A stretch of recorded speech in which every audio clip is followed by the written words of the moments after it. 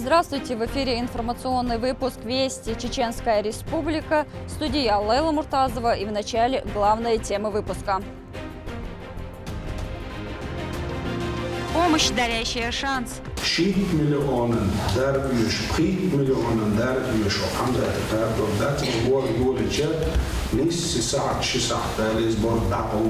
Министр Чеченской Республики по физической культуре и спорту Ахмат Кадыров закрыл все открытые сборы для нуждающихся. Общая сумма поддержки составила более 18 миллионов. Помним и гордимся. Стела станет не просто памятником, а символом единства, силы и мужества, который будет вдохновлять учеников на служение Отечеству. В селе Алхан-Юрт состоялось открытие стелы памяти в честь участников Великой Отечественной войны. Место, где прививают патриотизм. Около 5000 курсантов республики получили основные знания по огневой подготовке, тактике, тактической медицине, инженерной, ППЛА, снайпингу. Региональный центр военно-патриотического воспитания «Воин» отметил свое 3-летие со дня основания. О деятельности учреждения смотрите в нашем выпуске.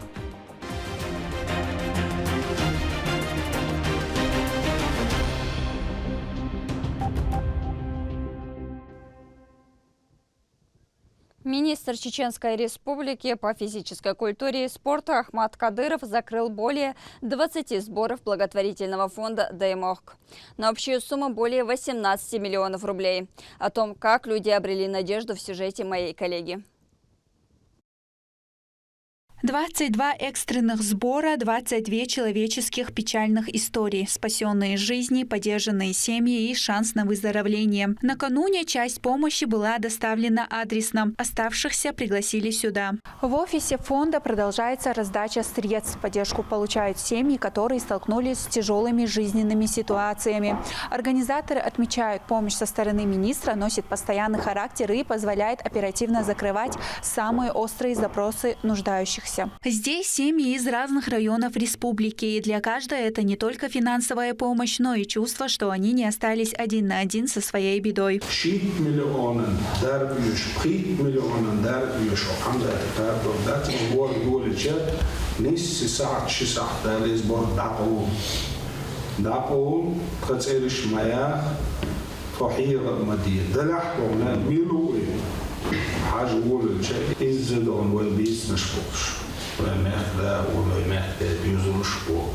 طبعا تساعد اللي بدهم يساعدوا ده العطية من دول مكتب ده الشيء دول دونا 200 рублей وكرحق يتسدونا 100 рублей على شوية إيش إذا صبور رحوا. Представители фонда отмечают, что работа по оказанию помощи продолжается ежедневно, а закрытие такого масштаба стало одним из крупнейших благотворительных решений этого года.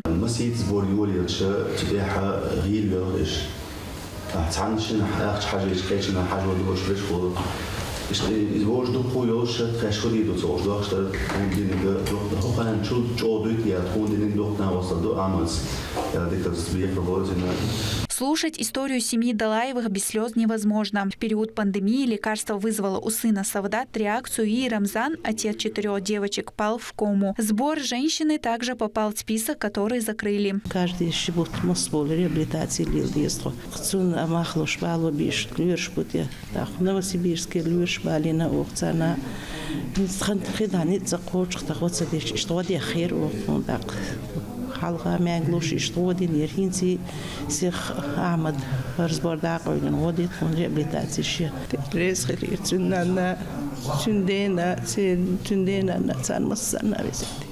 Семья Саиевых из-за второв лишилась дома в одно мгновение. Пожар уничтожил все. В похожей ситуации оказались и Берсанукаевы из Урус-Мартана. Их жилище пострадало от огня во 2-й раз. Самая тяжелая история у Питимат, которая после отравления угарным газом потеряла возможность двигаться и говорить. Переданные средства в размере более 9 миллионов рублей позволят продолжить лечение и реабилитацию девушки. Диллер дол шули лудис хош интибу дал сидел дала ца анана чивизо хочем собственно лара махижвел и благотворительный фонд Даймок социально поддержка обращаться дина яйца хар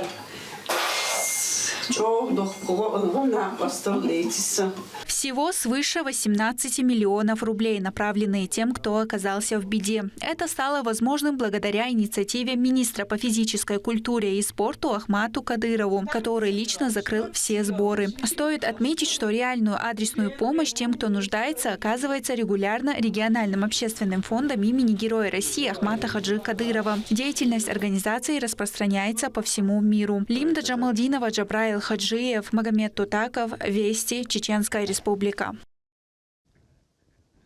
Хошбау Дедаев принял участие в межрегиональном форуме «Вектор будущего. Стратегия образования и повышения эффективности во Владикавказе». Он посвящен новым подходам и управленческим решениям повышения производительности труда. В рамках мероприятия Хошбау Дедаев представил доклад на тему «Мотивирующий мониторинг как инструмент стратегии развития образовательных организаций и принятия управленческих решений». Министр также подчеркнул важность взаимодействия региональных органов и самих образовательных организаций для эффективного развития системы на Северном Кавказе в целом. Мы очень много говорим, учителя, педагоги. У нас создается такое впечатление, что мы у самих педагогов ничего не спрашиваем. Это на самом деле так. Вот сегодня мы много говорим про систему образования. С одной стороны, мы говорим, что те вливания финансовые расходы в образование – это не расходы, это инвестиции. И тут же мы сразу говорим, что нужно сокращать. Вот мы говорим про обеспечение достойной заработной платы учителей. Но если мы озабочены этим, давайте тогда на федеральном уровне разработаем, утвердим единый норматив заработной платы для учителей Российской Федерации. Почему мы этого не делаем? Мы говорим так, будто норматив есть только в плане, сколько детей приходится на одного учителя. А по другие нормативы? Что с этим делать? Нагрузка на учителя, который получает в месяц 25-30 тысяч рублей, и нагрузка на учителя, который получает 100-120 тысяч рублей, не может быть одинаковой. Она не должна быть одинаковой. А мы хотим, чтобы она была одинаковой. На территории школы номер 4 села Алханюр торжественно открыли стелу памяти участников Великой Отечественной войны. Этот жест стал символом уважения к подвигам героев и напоминания о том, как важно сохранить историческую память и передать ее молодому поколению. О памятной инициативе расскажет Рамзан Абоев. Стелу памяти участникам Великой Отечественной войны открыли разрезанием символической красной ленты. Проект реализуется Союзом ветеранов группы советских войск в Германии. Сегодняшняя стела, которую мы открываем, это не единичная. До этого мы открывали стелы памяти в селе Алханкала, Хамбижди, Кулары, Знаменское. То есть это планомерная работа по увековечению памяти участников Великой Отечественной войны. Это вот живой пример мужестве, стойкости нашего народа в годы Великой Отечественной войны. Напоминание молодому поколению. В церемонии приняли участие представители местной администрации и общественных организаций. Директор школы подчеркнула значимость акций для сохранения исторической правды. Особое внимание в наше время уделяется патриотическому воспитанию детей. И я очень даже горжусь, что именно в нашей школе воздвигли эту стелу памяти ветеранам Великой Отечественной войны села Алханюр. Школьники подготовили творческие номера, прочитали стихи и исполнили песни о героизме фронтовиков. Кровью и потом добыли победу, вы молодым были, сейчас уже деды, мы эту победу вовек не забудем. В годы Отечественной войны из нашей республики было мобилизовано более 50 тысяч человек. Они принимали участие в ключевых сражениях, обороне Брестской крепости, Сталинградской битве и взятии Берлина.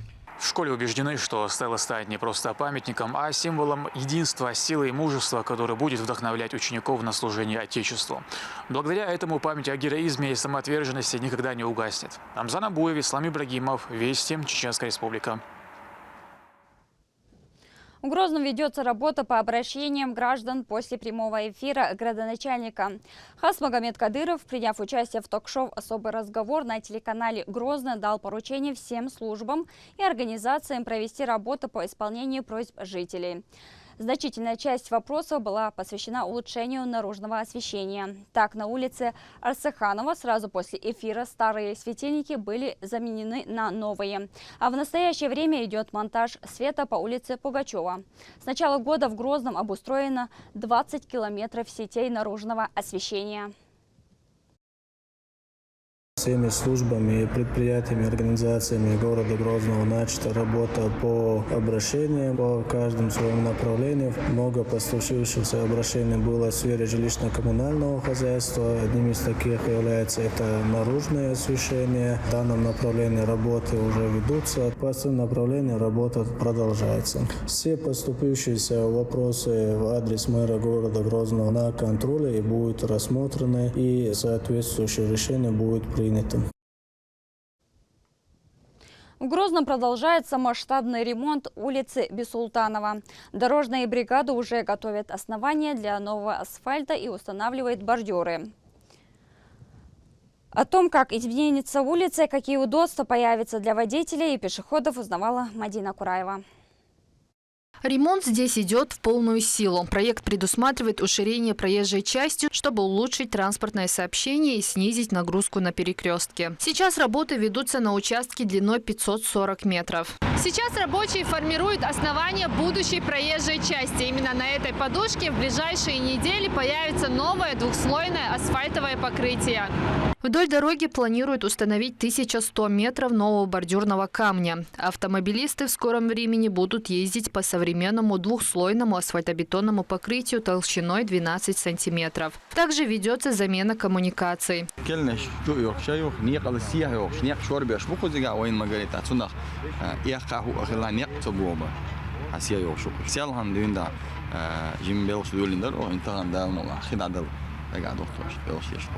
Для повышения безопасности и пропускной способности на пересечении улиц Бисултанова и Ладожской оборудуют круговое движение. Решение, которое должно заметно снизить количество заторов. Если в целом сказать о дорожном хозяйстве, которые проведены, если в целом сказать о дорожной работе, которые проведены в текущем году на территории города Грозного, у нас уже запланировано было 62 километра, из них 58 километров уже дорог уже отремонтировано.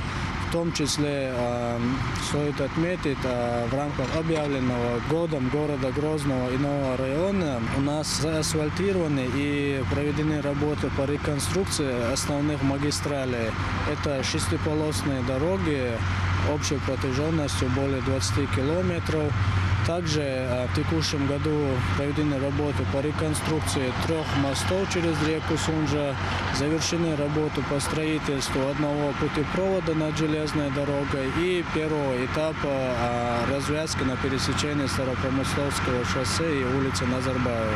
Обновление дороги особенно важно для спецслужб. Вдоль улицы Бисултанова расположено одно из подразделений МЧС, и реконструкция обеспечит беспрепятственный проезд их техники. Масштабное обновление дорожно-транспортной инфраструктуры столицы ведется по поручению главы субъекта Рамзана Кадырова. Все работы находятся под личным контролем мэра города Грозного. Мадина Кураева, Ислам Нацуров, Магомед Ахматов. Вести, Чеченская Республика. Многодетные мамы в Чеченской Республике уже могут оформить перерасчет пенсии. С нового года выплаты увеличатся с учетом всех детей, включая 5-го и последующего. Подать заявление можно в социальном фонде или онлайн через госуслуги. Далее в следующем сюжете. Отделение Социального фонда по Чеченской Республике начало перерасчет пенсий многодетных мам. Подать заявление можно во всех клиентских службах СВР региона, а также портал госуслуг. По заявлениям, принятым в декабре, перерасчет размера пенсии будет произведен с 1 января 2026 года. В бюджете Социального фонда России на 2026 год предусмотрено средства для увеличения данных выплат. При подаче электронного заявления на портале госуслуг необходимо выбрать услугу перерасчет размера пенсии, указать вид пенсии, страховую по старости или страховую по инвалидности, и в качестве основания выбрать иное основание. В соответствующем поле следует указать учет стажа периодов ухода за детьми и перечислить фамилию, имя, отчество и даты рождения всех детей. Отделение СФР по Чеченской Республике проверит сведения и при необходимости направит запрос на уточнение информации через личный кабинет. Я пришла подать заявление на перерасчет пенсии как многодетная мать. Мне обещали, что уже с 1 января будут выплаты. В этом я очень благодарна государству. Новые правила распространяются как на женщин, которые только будут оформлять пенсию, так и на тех, кто уже получает выплаты. С нового года вступают в силу поправки, позволяющие учитывать уход за всеми детьми при оформлении пенсии без ограничений. Если раньше засчитывался уход максимум за 4 детьми, то теперь учитывается 5, 6 и каждый следующий ребенок с начислением стажа и соответствующих пенсионных коэффициентов. Ахмед Рамазанов, Шамсуди Жабраилов, Магомед Ахматов, Вести, Чеченская Республика. Центр «Воин», созданный по поручению президента России 1 декабря 2022 года, активно развивается по всей стране. Его филиалы работают в 21 регионе, в том числе и в Чеченской Республике, обучая юных патриотов и прививая им любовь к родине. О подробностях региональной работы центра расскажет Турпал Тайсумов.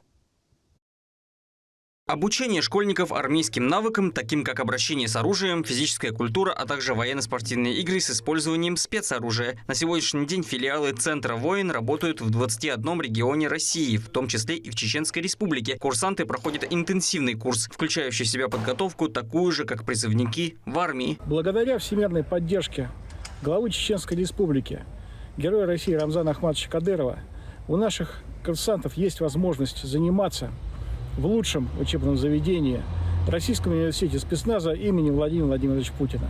Здесь есть великолепная материально-техническая база, все возможности для того, чтобы проходить подготовку по разным направлениям.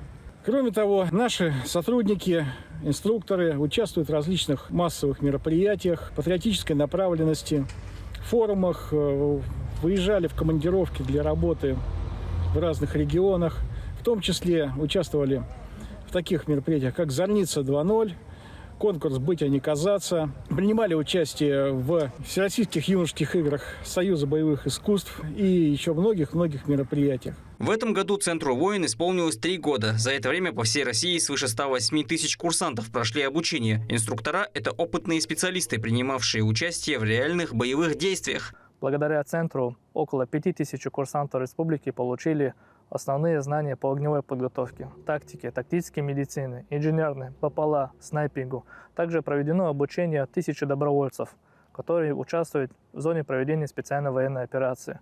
Помимо образовательной деятельности, «Воин» носит весомый вклад в развитие патриотического воспитания, проводя различного уровня мероприятия, игры, квесты, экскурсии, встречи с участниками СВО, с духовными представителями и членами руководства республики.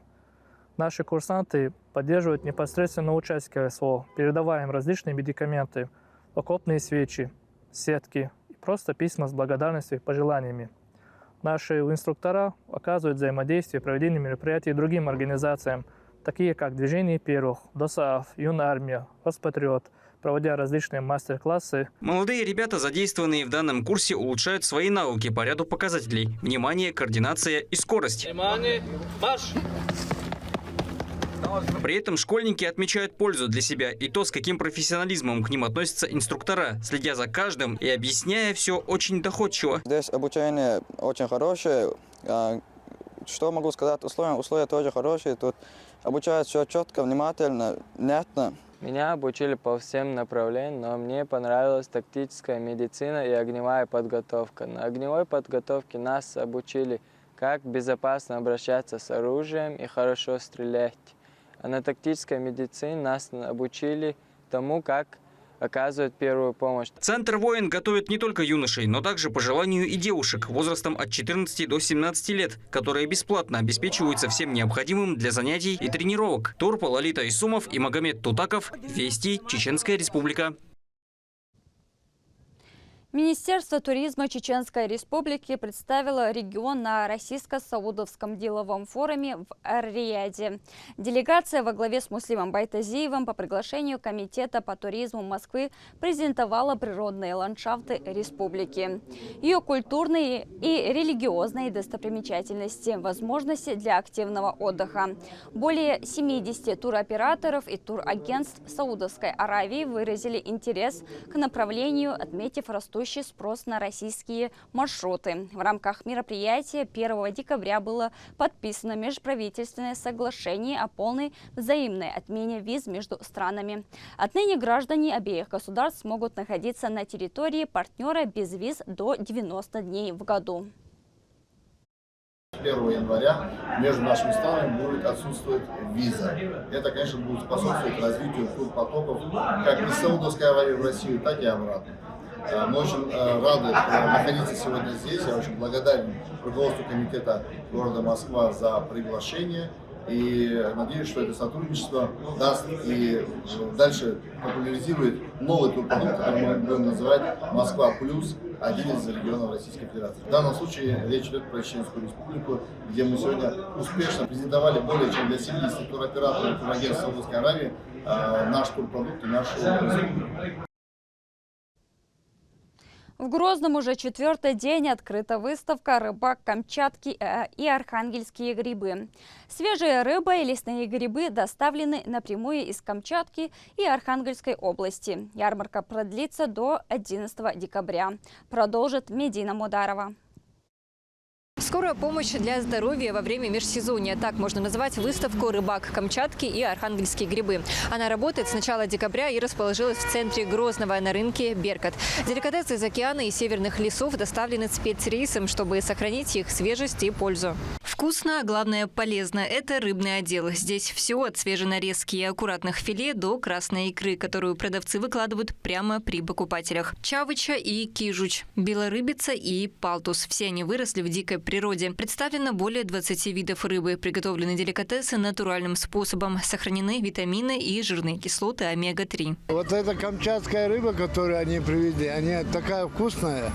И мне очень понравилось. Я буду их постоянным клиентом. А это отдел для любителей грибов. Бочковые, маринованные, лесные, сушеные. Продавцы показывают каждый вид. Грибы и ягоды привезли из Архангельской области. Также у нас есть варенье, ягоды сухие, вяленые. Сейчас такой сезон простудный, поэтому полезно пить иван-чай, в нем много витамина С.